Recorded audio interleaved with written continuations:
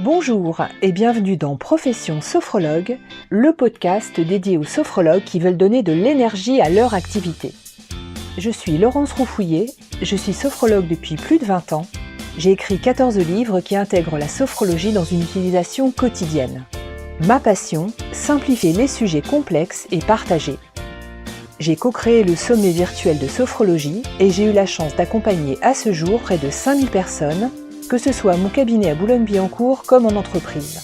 Mon objectif avec ce podcast, vous guider avec mon enthousiasme et mon expérience dans les méandres du métier de sophrologue pour en comprendre les bases mais aussi les astuces. Alors, êtes-vous prêt ou prête à prendre une bonne dose d'énergie ?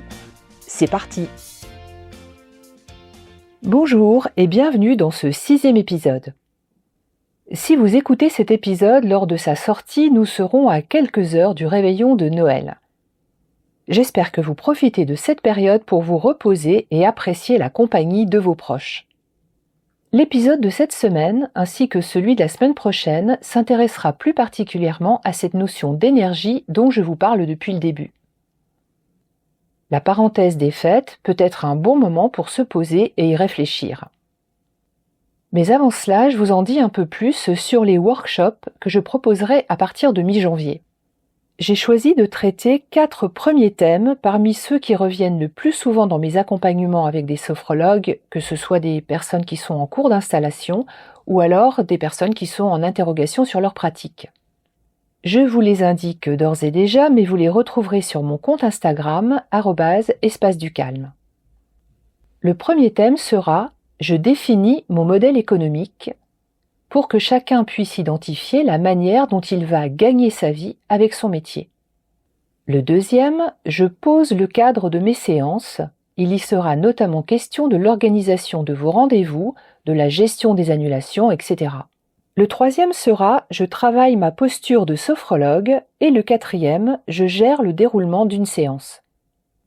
J'ai d'autres thèmes en réserve pour plus tard, mais je les prioriserai aussi en fonction de vos demandes.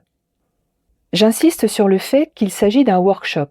Je vais vous transmettre des bonnes pratiques, mais je ne vais pas vous asséner des vérités toutes faites, même si je m'efforcerai de clarifier certaines règles. Je ne vous proposerai pas non plus des solutions magiques. À chaque fois, je vais vous guider pour que vous trouviez les réponses, les pistes ou les solutions qui vous correspondent à vous. Donc, on va bosser. Mais revenons à notre thème du jour. En cette fin d'année, je vous invite à faire un petit bilan personnel sur ce qui vous fait perdre du temps et surtout de l'énergie.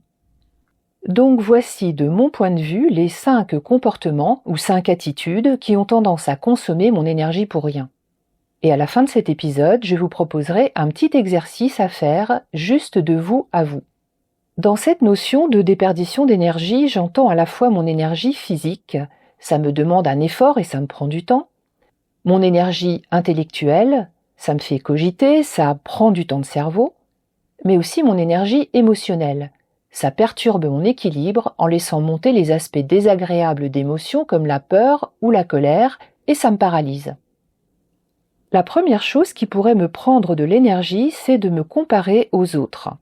Soit à d'autres professionnels de l'accompagnement, du bien-être, de la formation, soit à d'autres sophrologues. Beaucoup comme moi sont présents sur les réseaux sociaux, et si vous commencez à comparer ce que vous faites ou là où vous en êtes avec ce que réalisent ou ce qu'annoncent les autres, vous allez rapidement vous décourager. J'espère que vous n'êtes pas dupe du fait que les réseaux sociaux restent un miroir aux alouettes et que tout ce que l'on y voit ou lit ne reflète pas entièrement la réalité ou une réalité parfois enjolivée ou bien cela reflète la réalité de la personne qui communique. Je vous incite à nouveau à travailler avec votre personnalité, mais surtout à rester concentré sur vos objectifs, vos projets, bref, ce qui est important pour vous. La comparaison ne sert qu'à entamer l'estime de soi, voire entretenir le syndrome de l'imposteur en se disant qu'on n'est pas à la hauteur. La deuxième chose qui peut consommer beaucoup d'énergie, c'est de vouloir imiter ce que font les autres. C'est une tendance énergivore en lien avec ce que je viens de dire précédemment. La comparaison est néfaste car elle nous amène à porter un jugement négatif sur ce que l'on est. L'imitation, elle, est délétère car elle nous pousse à reproduire des solutions existantes réputées géniales et à mettre en place des actions qui ne nous ressemblent pas. On est encore dans la quête du truc magique. Une telle a fait ça fonctionne pour elle, donc je vais faire pareil. Eh bien non en fait, parce qu'une telle, elle travaille avec sa personnalité, ses propositions reflètent son identité, elle est authentique dans ce qu'elle fait, donc c'est en partie pour cela que ça fonctionne. Mais surtout, il ne faut jamais l'oublier, ça fonctionne parce que derrière ce que vous voyez, il y a beaucoup de préparation et de travail. Personne ne réussit totalement par hasard, même si parfois on peut avoir de la chance. On peut s'inspirer de ce qui se fait. On peut observer l'évolution des besoins ou des tendances, mais si on reproduit bêtement quelque chose qui vient d'autrui, c'est totalement factice. Et si ça ne fonctionne pas pour nous, ça soulève encore plus d'interrogations et de doutes. Croyez-en mon expérience, comparaison et imitation sont les mamelles du découragement. Je mettrai également dans cette catégorie toutes les stratégies autour des tunnels de vente. Il y a évidemment un parcours de prise de décision logique entre l'envie que peut avoir une personne de consulter un praticien ou de s'inscrire à un cours collectif, un atelier ou une formation, jusqu'au moment où elle va effectivement prendre rendez-vous ou finaliser son inscription. L'acte d'achat, ça prend du temps, et ce temps il est largement conditionné à la crédibilité accordée au praticien vers lequel un client va se diriger. Donc reproduire facticement ce que fait quelqu'un d'autre donne une image aseptisée, fausse à mon sens, et je trouve complètement dépassée aujourd'hui parce que les ficelles sont trop grosses. La troisième chose qui a tendance à prendre de l'énergie, c'est d'essayer de se justifier face à des personnes qui ne croient pas en ce que vous faites. De temps en temps, vous allez vous trouver dans un cadre professionnel ou personnel face à des interlocuteurs qui vont vous challenger sur votre pratique. Ça peut d'ailleurs être le cas pendant les fêtes où vous allez revoir des personnes que vous n'avez peut-être pas croisées depuis longtemps et qui vont vous interroger sur ce que vous faites. Parfois, ils connaissent mal la sophrologie et il paraît assez naturel à ce moment-là de les informer s'ils le demandent. Mais d'autres fois, ce sont des personnes qui pensent que la sophrologie est une pseudothérapie ou que ça ne sert à rien ou que ça ne leur fait rien à eux. Et à ce moment-là, ils vont vous demander non seulement de leur expliquer, mais surtout de justifier ou d'argumenter autour de votre pratique, sans manquer de vous trouver des contre-exemples. De mon point de vue, il est totalement vain de penser pouvoir convaincre quelqu'un qui n'a pas envie de l'être. Donc si vous mettez votre énergie à tenter d'avoir raison face à des personnes qui vont souvent vous trouver des contre-arguments, ça ne sert absolument à rien, sauf à vous faire douter ou à décrédibiliser ce que vous faites, en particulier si vous vous embrouillez dans vos explications ou que vous vous sentez piégé. Si on vous interroge sur votre métier et que vous ressentez intuitivement que c'est ni le lieu ni le moment de partir dans de longues explications, je vous conseille de faire une réponse sobre, factuelle, informative et puis de passer à autre chose.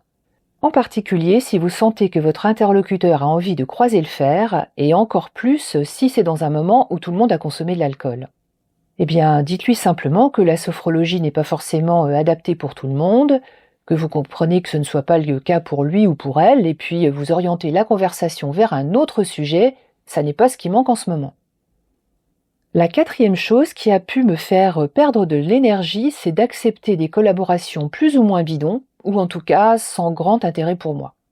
Quand on se lance et que l'on cherche de la visibilité, ou quand on veut développer sa clientèle ou donner un coup de boost à son activité, on est parfois prêt à sauter sur toutes les occasions ou toutes les opportunités. Vous allez fréquemment rencontrer des personnes qui vont tenter d'exploiter votre temps, vos compétences ou votre carnet d'adresses. Elles vont vous proposer par exemple des partenariats ou des collaborations souvent non rémunérées, mais avec l'idée que ça va vous faire connaître et diriger vers vous de futurs clients dans un deuxième temps. À un moment, j'en ai fait beaucoup, sans grand succès, et cela renforçait beaucoup l'idée qu'en fait, rien ne marche.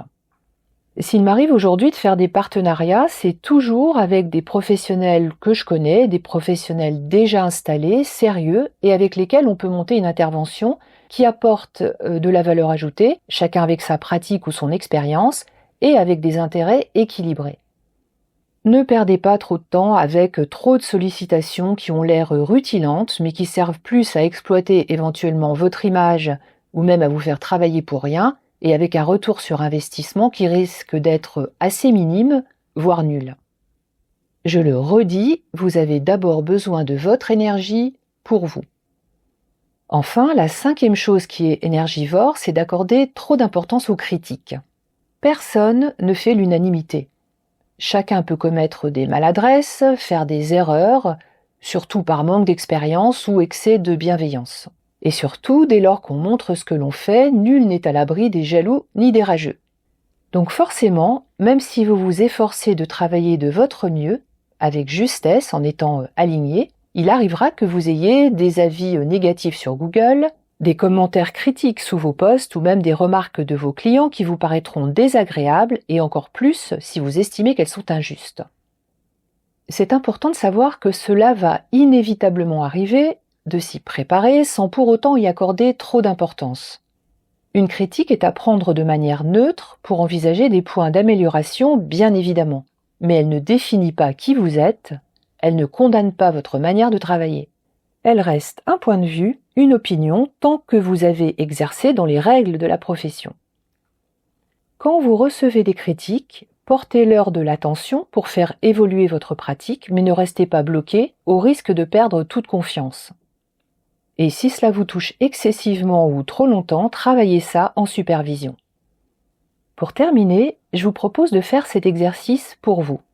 Prenez une feuille de papier ou peut-être même un cahier qui va vous aider à faire un suivi. Et puis accordez-vous au moins un quart d'heure seul face à vous-même, mettez de la musique si ça vous aide. Repensez à votre année 2024 et listez les choses qui vous ont fait perdre de l'énergie, qui ont dispersé votre attention ou qui ont pu alimenter, entretenir vos peurs, vos blocages ou vos croyances limitantes. Demandez-vous à présent quelles sont celles que vous pouvez arrêter de suivre ou d'entretenir. Il s'agit vraiment d'un exercice de prise de conscience. En toute honnêteté vis-à-vis de vous-même, personne ne vous juge. Pour les choses que vous avez décidé d'arrêter, symboliquement, barrez-les sur votre feuille. Inutile de les emporter en 2025. En contrepoint de celui-ci, l'épisode de la semaine prochaine envisagera 5 choses qui nous donnent de l'énergie. Voilà, cet épisode touche à sa fin. J'espère qu'il vous aura incité à considérer votre écologie intérieure en limitant les habitudes énergivores. Il me reste à vous souhaiter une belle fin d'année. Profitez-en pour vous reposer, prendre soin de vous pour aborder la suite avec tout le bien-être nécessaire.